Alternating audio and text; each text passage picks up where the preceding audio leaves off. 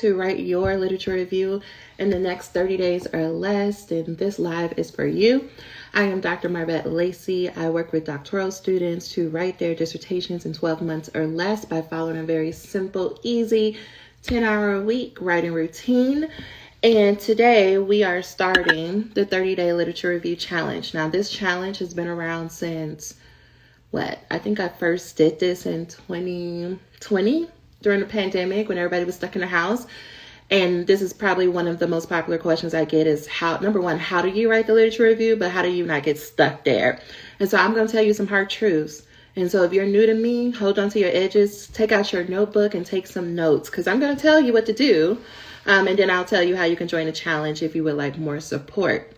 But here's the thing. Here's some truths. I got 30 truths that you just need to make peace with right now, okay? If you are watching this, let me know. Say hi. If you're watching a replay, say #replay. But here's some 3 truths that you need to make peace with right now. Number 1. You cannot plan everything in your head. I know you think you can. I know you think that you're used to trying to map out everything, because something that students tell me is, well, I can't start writing until I can see the big picture. Or they'll say, I can't start writing until I have an outline. And I tell them that's something your mind is making up to stop you from taking action. The only way that you figure out what it is that you want to write, the only way you figure out your process is if you start taking action. This is true for anything in life, but especially when it comes to the literature review. The only way that you're going to get clear about your topic, about what the literature review should include, about what the dissertation should look like, the only way you get clear is by writing. There is only so much you can do up here. If you try to do everything up here, you're going to get stuck. You're going to be like so many students that I see that it's been months. For some of you, it's been years that you've been trying to write a literature review, and it's because you keep trying to do everything up here. You keep trying to work smarter instead of and not work harder. Let's make peace with the only way you're going to get clear is to take action. So we got that. That's number 1. Number 2. You don't know what your topic is. You think you know what your topic is, but if you haven't even started the proposal, or you just keep talking to everybody about the proposal, but you haven't put words on the page, you don't have multiple drafts working, you don't know what your topic is. You may have even had a conversation with your chair, and your chair was like, yeah, that sounds good. Can't wait to read it. The reason why they said they can't wait to read it is because you are not as clear as you think you are. And how could you be? I'm not saying this because I want you to feel some sort of shame or feeling like you're behind or something. No, I'm trying to make clear to you that you are a student. You are someone who has never written a dissertation before. And maybe you had a few assignments in your classes where they asked you to write a literature review, but more than likely you've never written a literature review for a dissertation.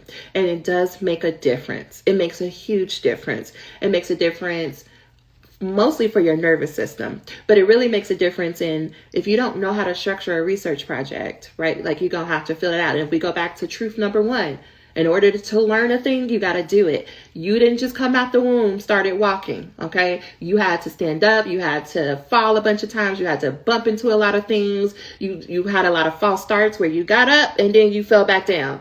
The same is true in a dissertation. Just because you've been a student for X amount of years has nothing to do with the dissertation process, okay? So truth number 2 is you're not clear on your topic. And the only way you're going to get clear on your topic is truth number 1. You got to start writing. Truth number 3 is, and it's going to be hard for a lot of you, I need you to make peace with that you're going to write this literature review a minimum of 5 times.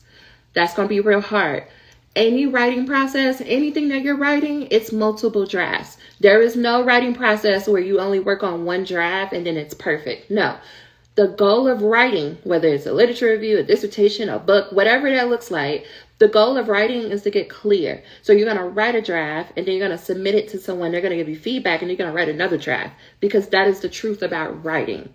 If you can make peace with these 3 truths of clarity comes from action, you're not as clear as you think you are with your topic, and you have to write a minimum of 5 drafts, this literature review will go so well.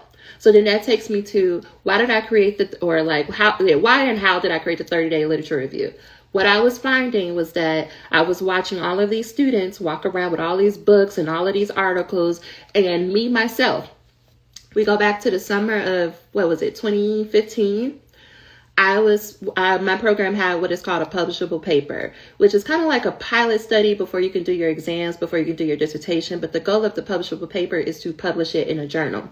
And a lot of our faculty would not want you to use your publishable paper for your dissertation. So they're like two different studies, right? And so we still have to go through the formalized like defense, proposal defense, IRB, and the final defense of the publishable paper. So for an entire summer, I was like, well, the only thing I know how to do in my second year is to write a literature review. I was like, I can't figure out this whole like research process, but I could do a literature review.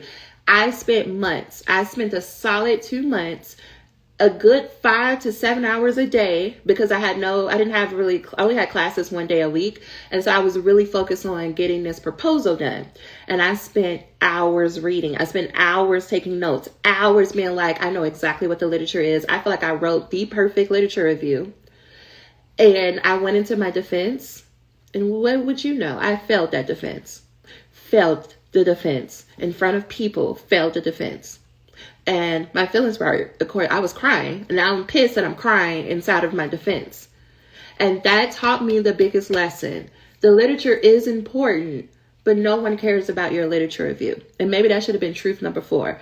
No one will care about your literature review. Most people they're not going to even ask you probably at your defense. They're probably not going to even ask you any like clarifying questions about your literature review. We need the literature review because we need to make sure that your study is grounded in literature, but no one's going to ask you. And so when I think back on myself, when I think back on students who are in this process and they're spending all of their time reading and downloading articles, I'm like, beloved, write this literature review so we can move on to the part that your committee actually cares about, which is your methods chapter. Which is why in this 90-day proposal challenge that we started last month, we started with the methods chapter. Because no one is going to really ask you. And I'm not saying you're going to write a shitty like literature review. I'm saying that it doesn't require the concentration you think. That you need to save your energy for the methods chapter. And I don't want you to make the same mistake I did. I don't want you to be in your defense and you failed it and you're crying because you put all of this attention into the literature review. We're going to write a solid literature review, but we're going to move on to the rest of the project. Okay. So you need a plan. You need a plan. Simply just downloading articles and reading them and writing, that's not working. Is it working for you? Because if it's working for you, let me know. But it's not going to work. You need a plan. And what that plan needs to include is a clear topic. A clear topic, how I define it, includes 3 components. People you are focusing on, a problem they are experiencing, and an environment or a context in which they are experiencing the problem. So let me say that again. In your topic, I want you to think right now, if you're brave, put it into the chat. Who are the people you're focusing on? What is the problem they are having? And what environment are they having it in? So if I've used my dissertation, for example, the people I was focused on were Black women, first-generation Black women, or the first ones in their family to go to college. Okay, those are the people. The problem they were having was getting to graduation in their doctoral programs. So people, Black women, first generation Black women, problem, they were having a hard time in general getting to graduation. And the environment that I was focusing on was historically white institutions. So we put that together, then my topic is about Black women, first generation Black women, retention or sense of belonging is what I ended up talking about, and historically white institutions. What are those 3 areas for you? I start there. Even when people tell me, no, I have a topic, you probably don't. And I'm going to tell you the part where people skip over. And this is where they struggle the entire dissertation. They skip over having a clear problem. You think because you have a population that you have a topic. No, you just have a group of people you're talking about. What is the problem? And why does that problem matter? If you can answer that question succinctly and clearly, you are going to be so much further ahead than other folks. Okay? Methods are the foundation. Ask credibility and a warrant to your study. Absolutely. Thank you. Dr. Letitia Malcolm, thank you. I need to put my glasses back on because I can't see. Right. So what is your clear topic? Who are the people you're focused on? What is the problem they're experiencing? And where are they experiencing the problem? Once you have that, once you have an idea, like an idea of your topic, then we need to go to the problem. Why is this a problem and why do we care? Some of you think your chairs or your committees are being rude, or your program faculty are being rude to you, or they're being racist. And those things might be true. And it still comes back to why is this a problem and why should we care? So if we go back to my example, why should anyone care about Black women in doctoral programs? On the surface, that question sounds offensive. From a research perspective, we need to know the answer. So it is up to me to do my due diligence to say, but why does this matter? Well, I would say it matters because Black women are enrolling at increasingly high rates in doctoral programs, but the graduation rates are not matching.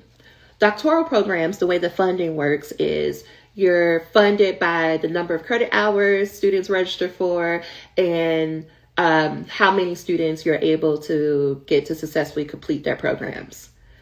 If you're not doing that for Black women, then there's an issue. Further, most programs, most institutions have some sort of like diversity statement. How can you be living up to the mission or that statement if there's a core group of folks who are unable to successfully complete the program? Right. If I further go into my knowledge, because this would have been something as a student, I would have been doing all of my assignments on. Most of my assignments as a student was about Black women in some capacity. I focus on Black women identity development. So in some capacity in my classes, I was reading. So if I go back to my knowledge about what I was doing in classes, why does this matter? Why does it matter about Black women in doctoral programs? Well, I talked about the mission. I talked about the enrollment rates, but really I'm interested in maybe it's the lack of resources and support around identity development is the reason why they're having a hard time not graduating, right? If we took less of a deficit point of view and we thought about it like, well, here we spend all these resources and money for undergrad students and their identity development. We don't do the same thing for graduate students, especially for doctoral students. So then I was like, what if that's the thing? Okay, put a 1 in the chat if you're still following me. I don't care if you are watching the replay, put a 1 in the chat if you are following me so far. Because what I'm taking you on is, I'm taking you to be clear on the topic. We're going to the problem.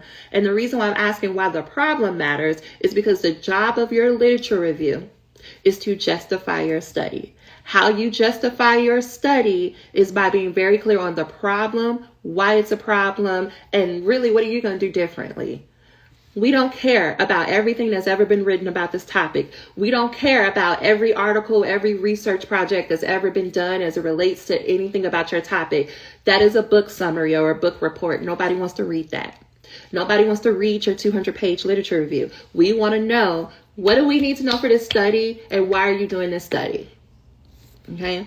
If you're new to me, welcome to Tough Love. Nobody wants to read all of your words. I get that you are so passionate about this topic, right? If I was just tapping into my passion, my literature review would have been all about Black women and the history of higher education and Black women. And no, nobody wants to read that. You know, my chair told me, girl, if you come up in here with a literature review more than 30 pages, I'm going to give it back to you. And I was like, yes, ma'am. My chair is different though, right? Most chairs, so on average, is looking for about a 30 to 50 page literature review. They don't want no more than that because they don't want to read that. If you can't write that succinctly, that's an editing problem. You need to go do that. But let me recap for everyone. You need a clear topic. A clear topic is who are the people you're focusing on, what is the problem they are experiencing, and where are they experiencing that problem. My example, first generation Black women in doctoral programs and talking about retention. So why is this a problem? It's a problem because if they're enrolling at increasingly high rates, but the graduation rates are still the same, 1 + 1 does not equal 2 here. We need to figure it out. Programs are not doing what they say they're doing. They don't have the commitment to diversity they claim they have if this is happening with Black women. So now I'm making a case about why this matters.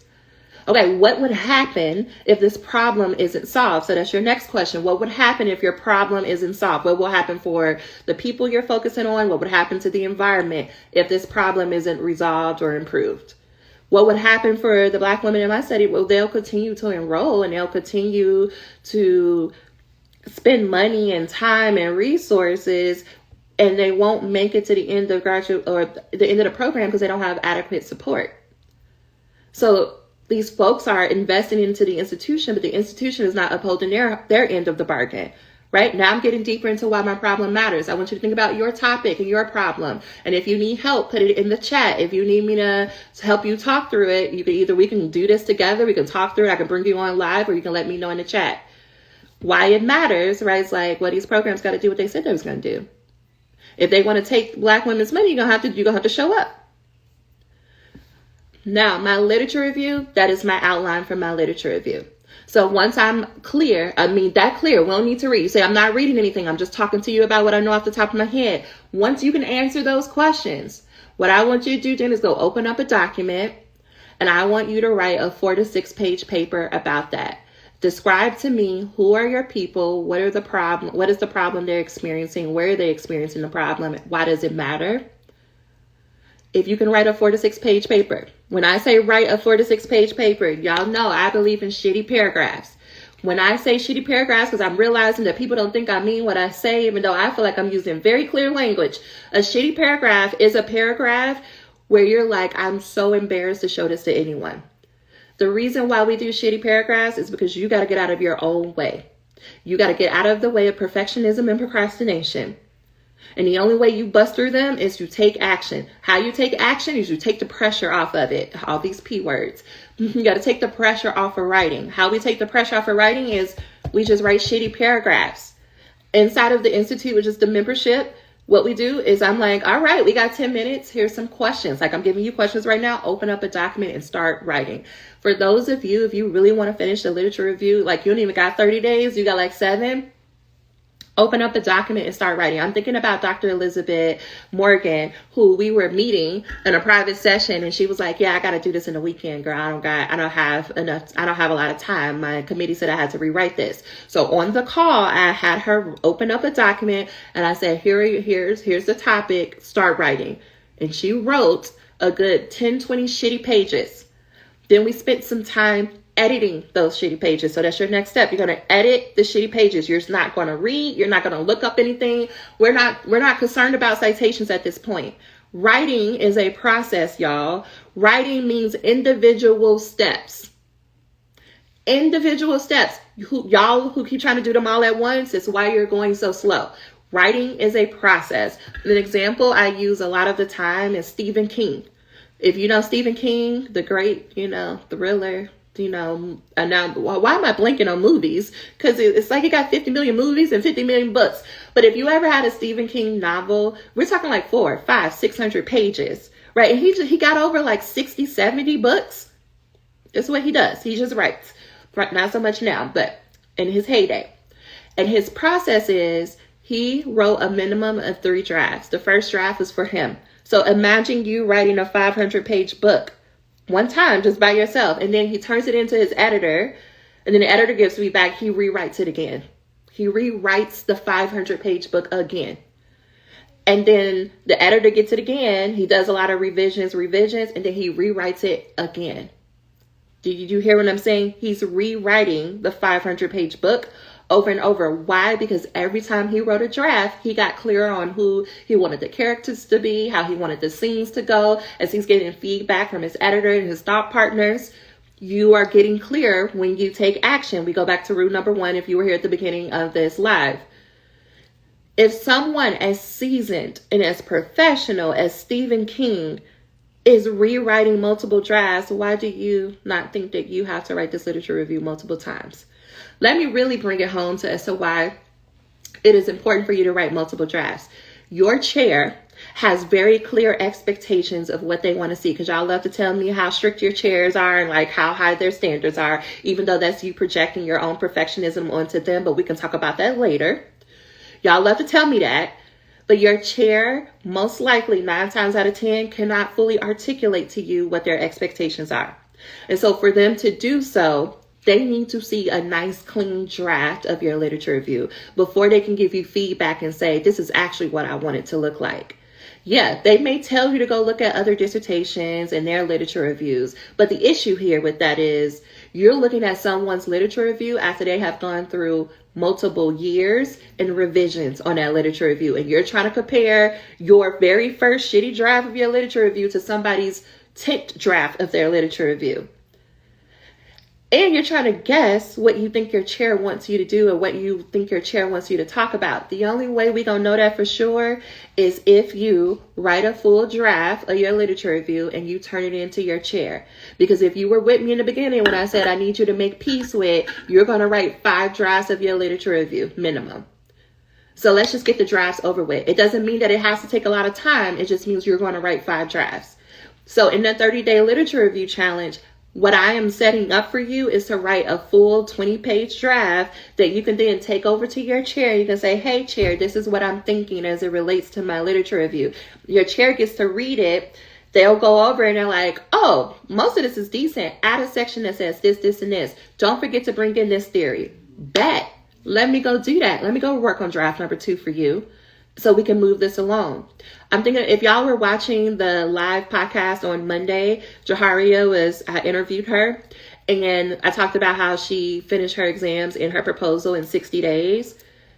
This is the process we were doing. I said, I need you to open up a document and start writing. I gave her those same questions I gave y'all. She started writing. She had like a 25 page draft of the literature review. We spent some time editing. And then for 2 weeks, I told her to go and look up the citations to fill in. She turned that in. She did not feel good at first about sending it in. She was like, I think I should work on this longer. I'm like, no, we just need to know what your chair is thinking. She turned it into her chair. Her chair was like, oh, this is great. This is solid. Yeah, I just need you to add like 1 or 2 more sections and we're going to be good to go. Most of y'all are doing the most. Most of y'all are like, you won't let your chair do their job. And so you're sending it to like, you already have high expectations for yourself when writing a literature review. You think it needs to be like 50, 60, 70, 80, 100 pages. And then you want to send it to your friend and your mentor and other people to get feedback before you send it to your chair. And most of you are working harder than you need to because you would be shocked at what your chair is actually looking for, especially at the proposal phase. Because here's the thing they don't tell you. Here's the fine print they don't tell you about. You're going to have to rewrite your literature review after you collect your data, especially if you're a qualitative researcher. Hey, qualitative people, you're going to rewrite the literature. Why? Because we don't know what the data is going to say. Your literature review needs to correspond to the data. But if you don't know what the data is going to say, then you don't know what to put in the literature review, which is why I need you to make peace with 5 drafts. Okay, so now that we got that and we're clear, I just need you to open up a document and start writing a 4 to 6 page paper about your topic. You're not going to look up anything, right? You're not trying to check with anybody. You're going to brain dump out a 4 to 6 page paper using your good knowledge. At the beginning of this process, your brain is going to want to tell you that Dr. Lacey is stupid. She doesn't know what she's talking about. She doesn't understand your program. She doesn't understand how high the stakes are for you. This is not going to work for you. How can you write something if you didn't even start off reading? Your brain is going to tell you all these things. And that is simply because your brain thinks you're doing something dangerous. Your brain is like, we don't have much practice or experience with creating knowledge just off the top of our head without anyone telling us exactly what to do. So why do we think we can do that now? Your brain's going to try to get you to stop at all, like by any means necessary. Sometimes that sounds like, let me go look at my email. Sometimes it sounds like, let me go do the laundry. Sometimes it sounds like, don't you got a migraine? You got a migraine, go lay down. And in no way am I telling you to override what your body is saying. I am saying, be mindful. Your brain is real smart. It is a real crafty. It's been with you your entire life. It knows exactly what to say, what buttons to press to get you to stop doing a thing that it perceives to be dangerous. Because your brain's number one job is your survival. And your brain cannot tell the difference between your literature review and somebody hiding in the bushes with a knife to come attack you. Your brain thinks they're both the same. I know that probably sounds a little bit like dramatic for some of you, but I'm so serious. Think about how you are when you go sit down to write. Think about the last time you were at a writing session and you felt overwhelmed or you didn't know, like you were confused, you didn't know where to start. That was your nervous system being like, yeah, I think something's wrong here. We don't need to do this. Okay, please put a 1 in the chat if you're still following me. I just want to make sure because it's a little quiet, so I'm a little nervous. Hey, Chris, questions are honestly so helpful. Yes, when I'm working, anytime y'all, if you ever joined me in a workshop or if you ever worked with me, how I get people to write is I just ask you questions because I want to show you that you're brilliant. Chris, you're brilliant. I know you're brilliant. When I ask people questions about their research and they're just like verb vomiting, I'm like, see, that's why you don't need to read. That's how I know you don't need to read, because you can answer all my questions. And I know all y'all can answer my questions. What you need help with is putting words on the page. What you need to feel safe about, comfortable, to believe it's possible for you is to put words on a page. And I get that in your mind, it should just be simple. You should just be able to sit down and start writing, and you don't know why you can't do what you know you need to do. Because it's not about just writing. It is about your nervous system being like, this is dangerous. Like, this whole dissertation is dangerous. This program is dangerous. These faculty are not safe. And so it is equating like this, things not being safe with the dissertation, so it doesn't want you to do it. But when you are in a supportive environment, or you are with someone who's like, hey, if you could just answer these 3 questions and write a 4 to 6 page paper, then it doesn't feel as pressure. It doesn't feel as dangerous. It feels like, oh, I can do that. Nobody's going to see it because I'm not telling you to turn this paper in yet. You're just going to word vomit 4 to 6 pages. You're going to write shitty paragraphs. The shitty paragraphs are just 4 sentences you put together. You capitalize the first word. You put a punctuation at the end of each sentence. You group them together. You got a paragraph. So you're just going to brain dump that out. Once you have that, I say go take a break, go to sleep, come back the next day. Then you want to edit. We're still not reading anything. You're going to edit those 4 to 6 shitty pages. You're going to remove anything that's not related to the topic. You're going to make sure that what you put the day before, that your ideas are clear. Most of you, if you don't take nothing else from today's conversation, most of you, it's not that your chair is telling you you don't know enough when they tell you to keep reading, or they tell you to keep writing. If they give you feedback and they say, this is unclear, I don't understand what you're meaning here, or I don't understand what you mean by this term, that is not an invitation to go read. That is an invitation to edit. Most of you simply are not giving yourself enough time and energy to edit. Oh, because you think, I'm tired of looking at this. I've been working on this forever. I can't look at it anymore. Well, if you can't look at it, why do you think your chair gonna look at it? Like, that's a question for some of y'all to really sit down and answer for yourself. If you don't even want to look at your writing, why do you think somebody else want to look at your writing? Why are you trying to push it off onto somebody else? You know, like, I know I'm telling you to start with shitty drafts, and I'm not telling you to turn that in.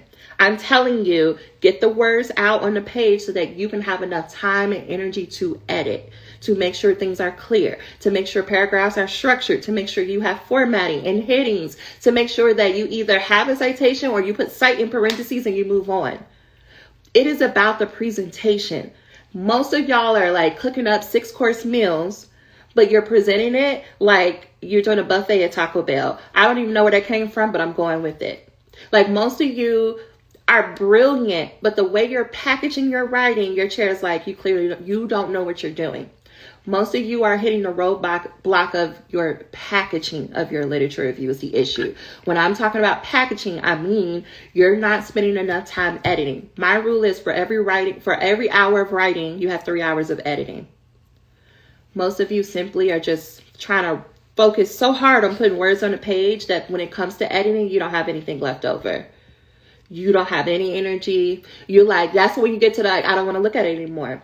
But when you let the first draft just be shitty, when you just put words on a page and then you still have energy left over to edit without reading, you know what happens? You have clear ideas.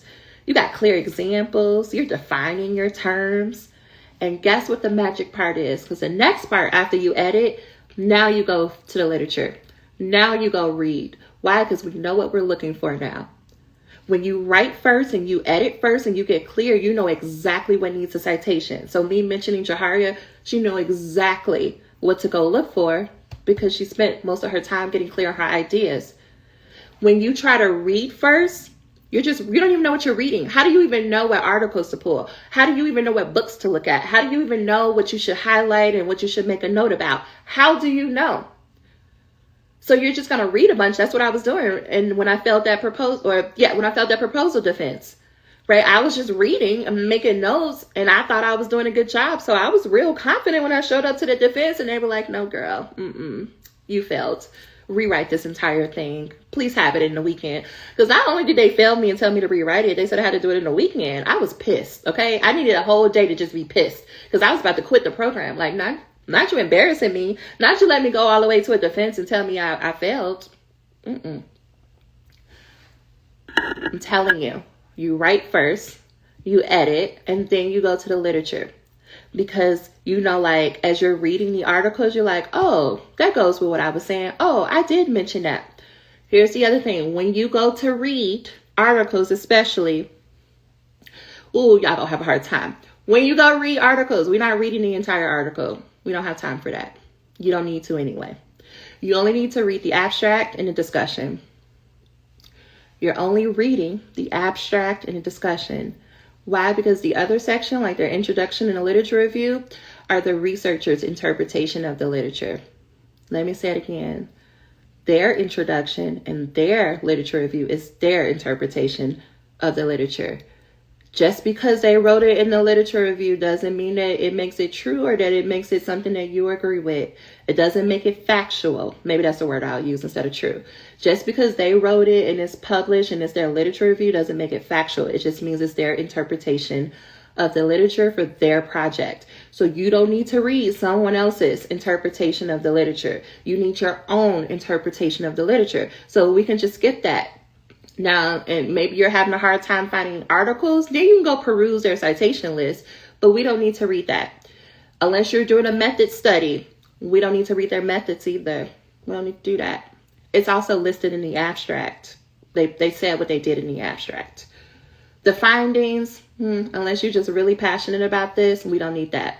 What we need is in the discussion, because in the discussion is where the researchers, if they're doing a good job or not, what the discussion says is, these were our major findings, this is what it means, and this is what we think should happen next. The what should happen next, or this is what the findings mean, that's what you're citing in your literature review, right? Because your literature review is justifying why you're doing your dissertation study.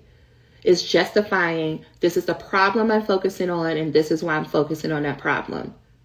So you need to go to someone's discussion section to see if what they found, if the data that they found or the findings that they came up with, or what they said these findings mean, or implications for research, or recommendations for future research or practice, and that list of those things, that is where you find your justification for doing your study.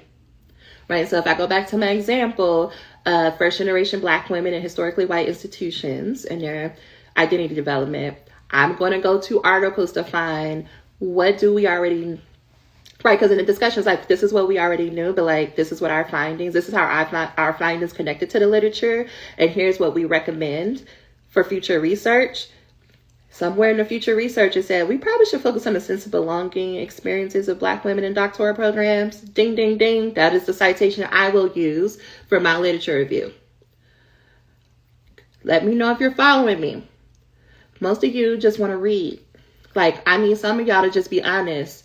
You really don't want to be a doctor. You're only doing it because you got this far. It's like, does it make sense with all this money and all this time that I spent to not graduate if I got this far to a dissertation? I don't want to be ABD.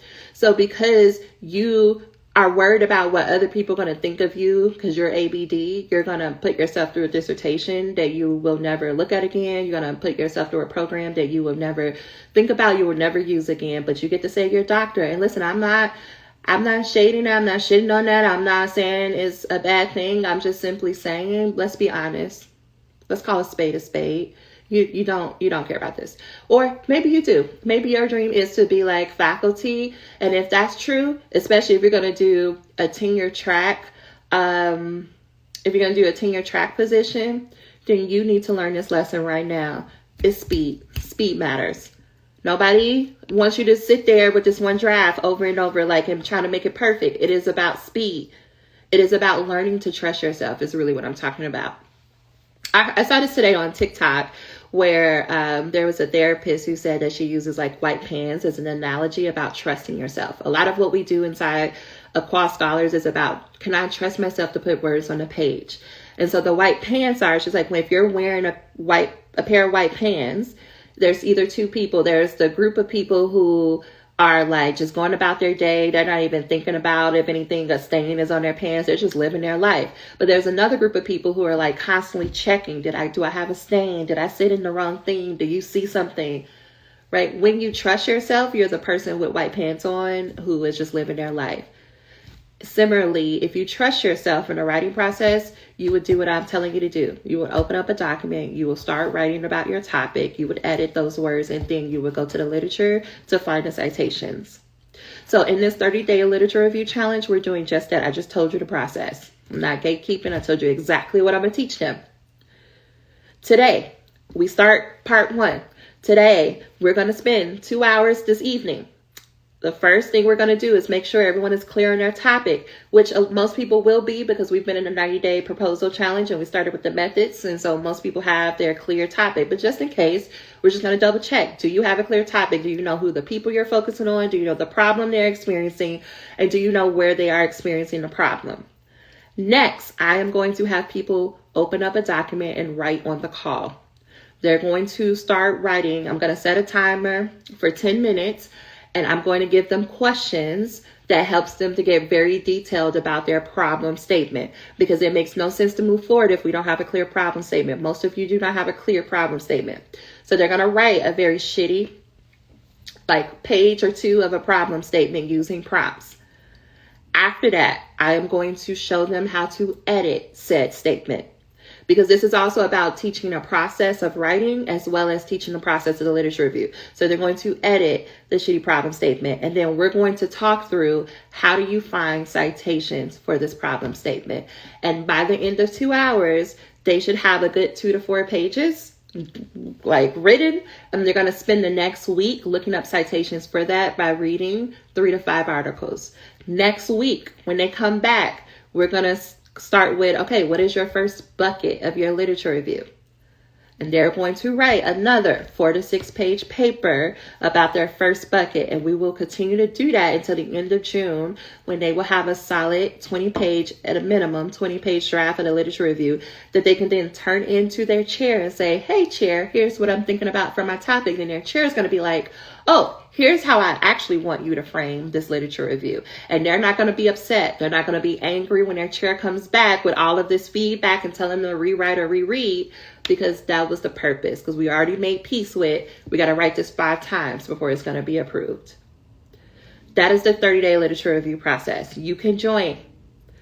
You can join. You don't have to go along with us because there are recordings. I've done this challenge so many times that you can go watch the old recordings and go through it quickly if you want to, or you can go on pace with us. We meet every Thursday, 7 to 9. But if you're inside this 30-day challenge, that is not all. You get the Thursday calls, but you also get Fridays. You get office hours where I'm available to answer any questions, or we can do some co-working together. On Sundays, we plan. Sundays is like we start off the week. We first evaluate, how did the last week go for us? What's working for us? What's helping us to show up? And then we use that information to create a plan for the week so that you have structure. Yes, you're going to be in this challenge, but you also have a life that you need to have a plan for. You probably have other things dissertation related that you want to make sure you have a plan for. So we do that on Sunday nights. And then we have time, that second hour, to do some writing. It is usually me or it's Dr. Henry. I don't know if she's still on here, but one of us is helping you make your plan. But we also have our Wednesday writing calls where a lot of people get a lot of like writing tasks done, and you send that in to me. You'll send in your draft to me on Wednesday or by Thursday, and I'll give you feedback and we'll start this cycle all over again. I created the program I needed as a student because I needed structure. I'm perpetually confused in life, and I need people to give me things in a step-by-step fashion. So when I say I'm giving it to you step by step, I literally mean you're going to see instructions that says, open up your phone, put it on do not disturb, go to your timer, set it for 25 minutes, open up a document, put this question at the top of your document, free write 2 or 3 shitty paragraphs about this question. Here's your next question, 2 to 3 shitty paragraphs. Take a break, come back. It'll say like, take a 5-minute break, come back. Here's how you edit. First, you run like Grammarly or the spell check. Take a break, come back. Then this is how you structure a paragraph. You want to make sure you have a topic, sentence, details. I'm doing all of this because I want you to know how detailed I am with instructions. If you're someone who's like, all I need is someone to tell me what to do and I'll do it, this is your program. If all you need is like a supportive community and people to write with so you can body double, this is your program. If you just need someone to help you get clear on your topic and figure out which articles to read, this is your program. Overall, my goal is by the end of this, you will have a draft of the literature review, but that's not really what I care about. I care about that you will be more trusting of yourself, because that's the real flex of working with us in Qual Scholars, is that when you come out on the other side, the level of trust you have in yourself, you wish somebody would get out of line with you in your program. Like, I love to watch people go with it in their chair, their like defenses, with the attitude like, I'm passing or I'm passing. So shout out to Dr. Natasha McClendon, who gave us that phrase. But that's really the motto. I'm passing or I'm passing. So like, what do we need to do? And if you try to go left on me, you got a whole community is going to like pull up. Okay, let me stop with the thumbs up because I forgot. But that's how we roll. We are going to help you. You have never, I'm so confident in this, you've never been in a community like this. 10 toes down. You have never been in a community like this. You're going to come for the structure of the 30-day literature review, but you're going to stay because of the community. Okay? If you have questions, let me know. And I'm going to go up. I want to make sure I'm keeping track of time, because I got a coaching call after this. I read the abstract and then the end. I will go backwards from there. Do I want to read more that came before based on the current section? Oh, okay. So the person is saying they'll read the abstract and go to the end and then decide if they want to read more of the article. I'm just going to encourage you. Who is this? VP Thompson. I'm gonna encourage you. Don't just read the abstract in the end and keep it moving. This is how you learn to trust yourself. Learn to trust that you are someone who can read and comprehend. You are. You didn't make it this far if you couldn't. And so you can trust yourself that you understood it the first time. You can. You may not be able to recall it verbatim, but you can trust that you comprehended what the article had to say. And so trust yourself to put words on a page, right? Okay. Is it too late to join the summer proposal program? Oh, no, not at all. AJ, I can, here. It is qualscholars.com/proposal. I could try to do that here. It is not too late. And especially if you all just want to pay for 3 months up front, you save $50 by doing it that way. You can also use Afterpay if you would like that option. I would love to join, but I'm working on chapters 3, 4, and 5. Oh, come on. So I'm just doing this because to catch the folks who were starting their summer proposal. But I have a workshop, a writing guide for every section of the dissertation. When I say this program will help you write your dissertation in 12 months or less, that's how. There is a video, there are multiple videos, there are multiple writing guides, there are multiple resources, plus I am there to answer whatever question. So usually every call, there's a section for open questions, and I am there as a resource. We also have a community, a circle community, and so you can put your questions there and get your questions answered. There are quite a few people who are working on their findings, and so I'm thinking also about doing a findings workshop, because it's where people get stuck. You usually get stuck at the literature review, you get stuck at your findings. It's for different reasons. The findings is more because you have so much data and you don't know what to include in the dissertation and what not to include, or you're trying to put everything in a dissertation, but that's not going to work. You're going to be overwhelmed. And really, findings in the discussion really comes down to who you are as a doctor and what you want to tell the people. But that's a lesson in self-trust, not about what you know. So let me know if you have more questions about that. But I say, please come on and join us. Please join us. All right. If you have more questions, feel free to DM me. Thank y'all so much for your time and attention. Join us inside the Institute. And I will talk to y'all later. Bye, y'all.